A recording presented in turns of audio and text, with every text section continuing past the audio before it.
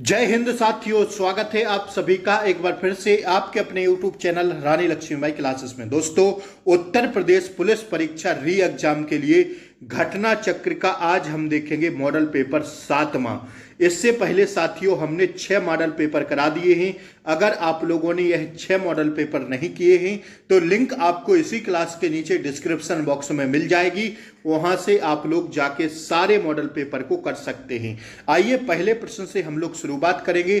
Class start करने से पहले अगर आप लोग चैनल पर नए हों तो सब्सक्राइब करके बेल आइकन प्रेस जरूर दबा दें ताकि आगे आने वाली क्लासों का नोटिफिकेशन आपको पुलिस परीक्षा तक सबसे पहले मिले। क्लास को लाइक कर दें, शेयर कर दें। आइए, उत्तर प्रदेश दिवस किस तिथि को मनाया जाता है? महत्वपूर्ण प्रश्न है साथियों।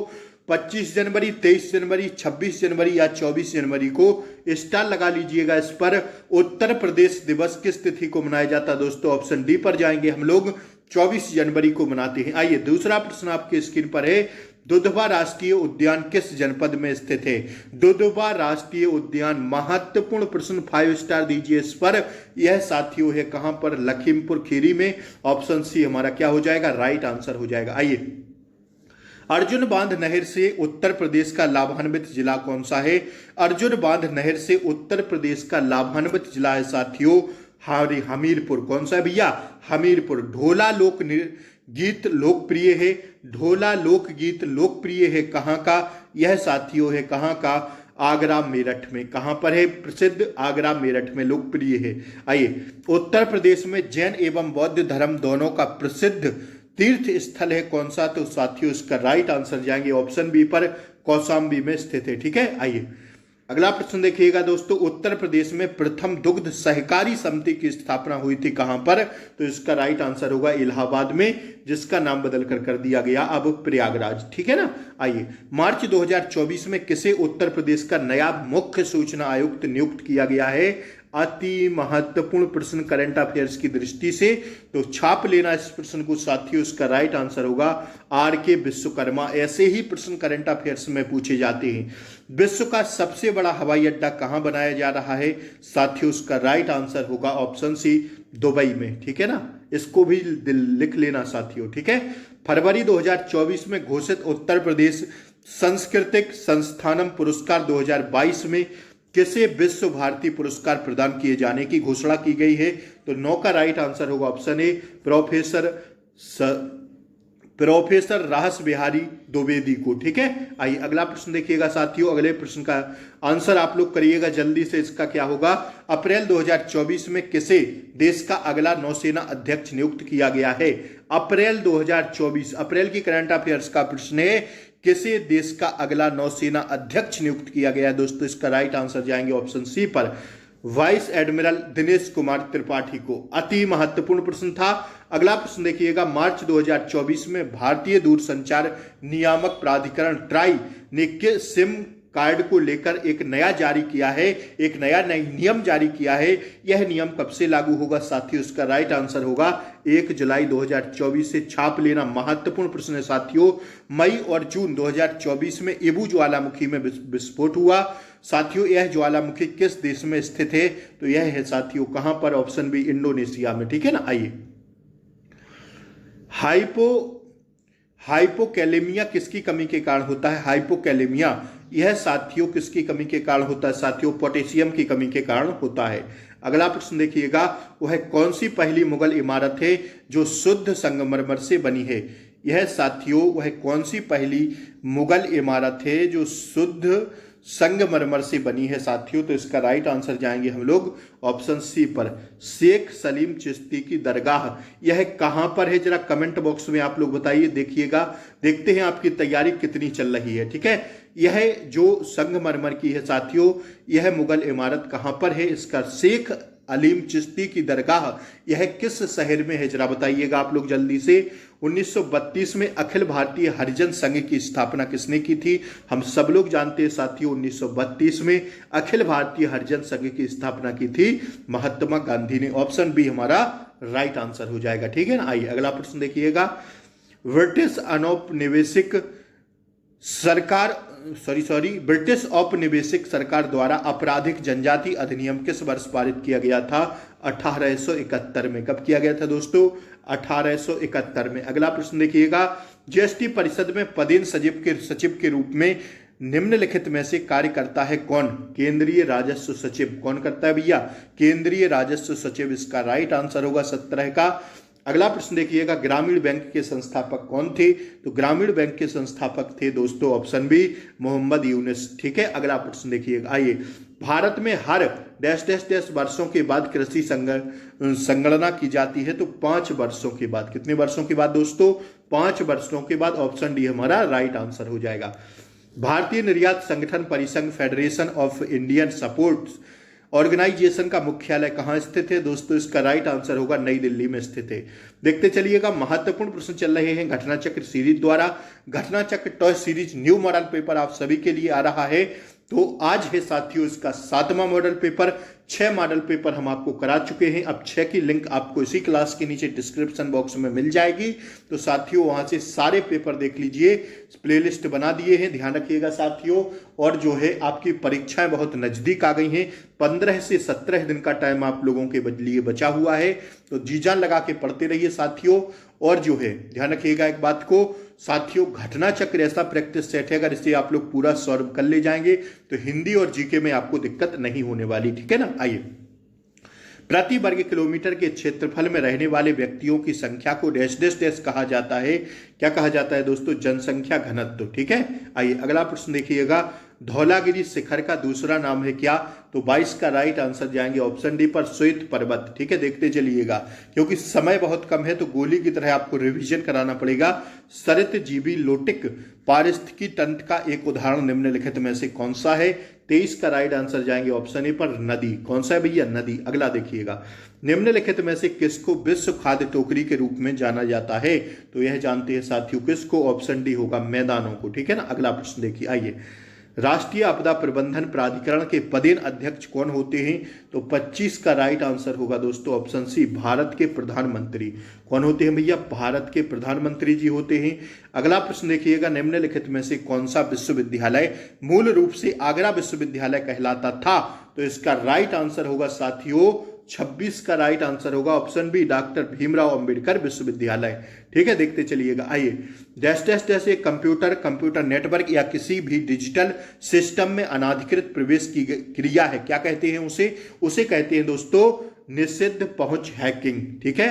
आइए, अगला प्रश्न देखिएगा, फिनमा क्या है? साथियों यह Swiss financial market supervisory authority है। क्या है? ऑप्शन बी हमारा राइट आंसर हो जाएगा। ठीक है ना। आइए, अगला प्रश्न देखेंगे हम लोग 29वां, भारतीय कृषि अनुसंधान परिषद ICAR किस मंत्रालय के तहत एक स्वायत्त संगठन है? साथियों इसका राइट आंसर होगा ऑप्शन डी, कृषि और किसान कल्याण मंत्रालय द्वारा। आइए, अगला प्रश्न देखिएगा, राष्ट्रीय सुरक्षा दिवस की प्रतिवर्ष कब मनाया जाता है?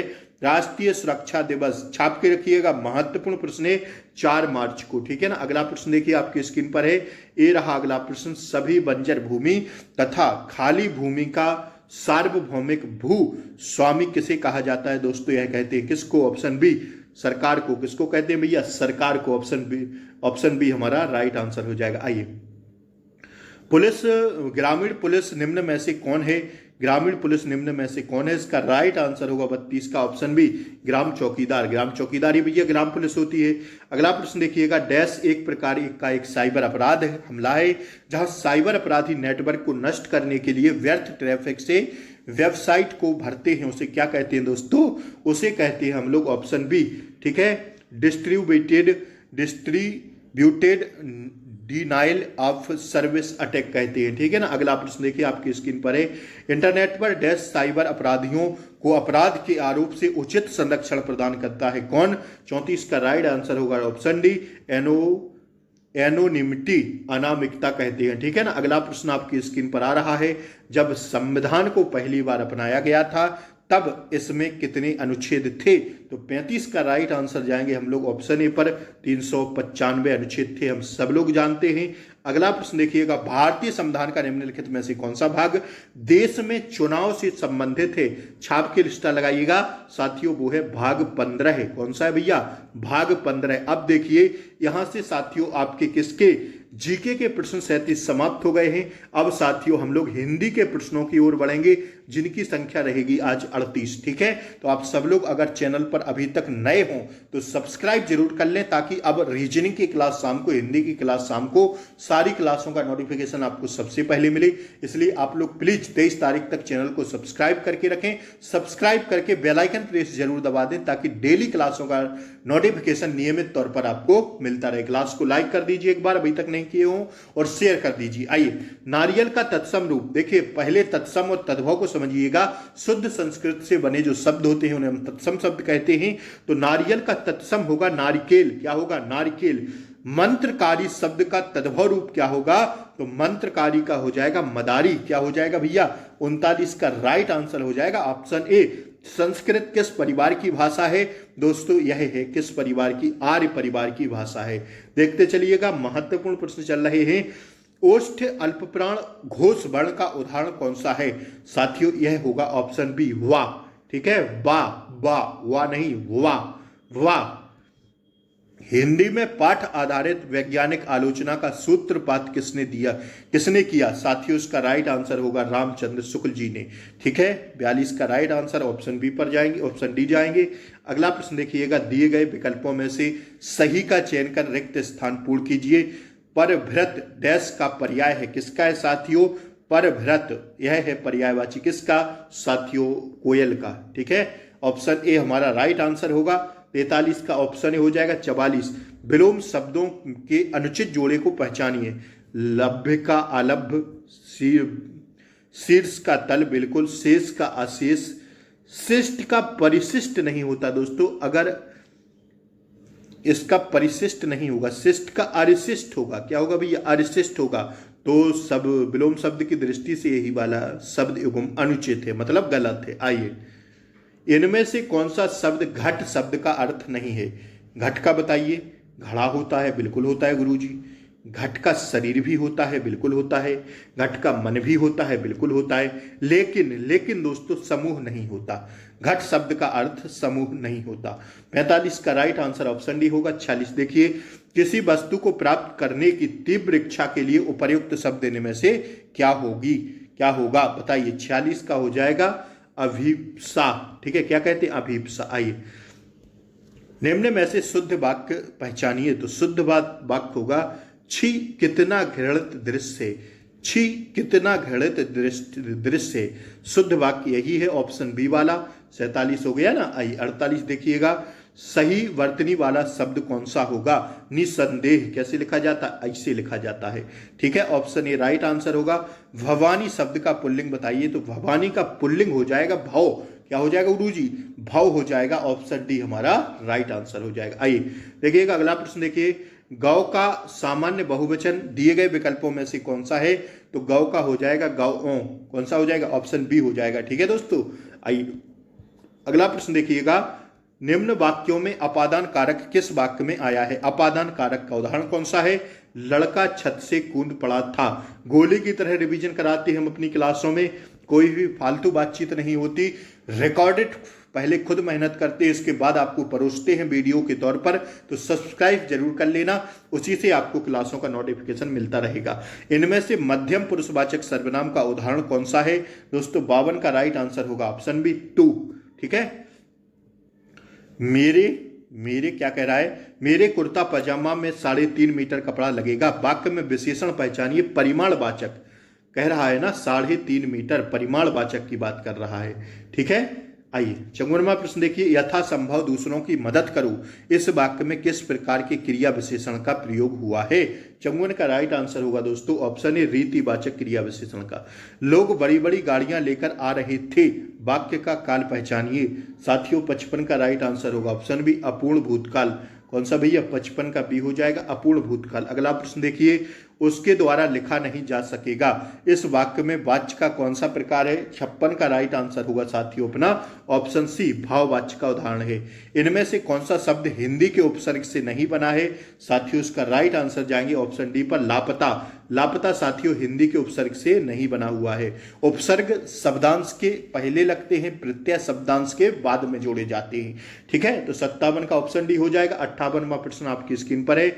चतुराई शब्द में कौन सा प्रत्यय है? चतुराई में प्रत्यय, देखिए प्रत्यय शब्दांश के बाद में लगेगा, तो 58 का राइट आंसर होगा आई प्रत्यय।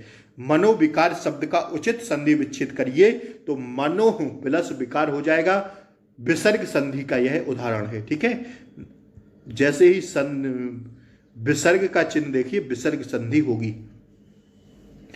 59 का क्या हो गया? सॉरी ए वाला होगा सी, मनो नहीं, मनः प्लस विकार, मनोविकार। 59 का सी होगा, सॉरी।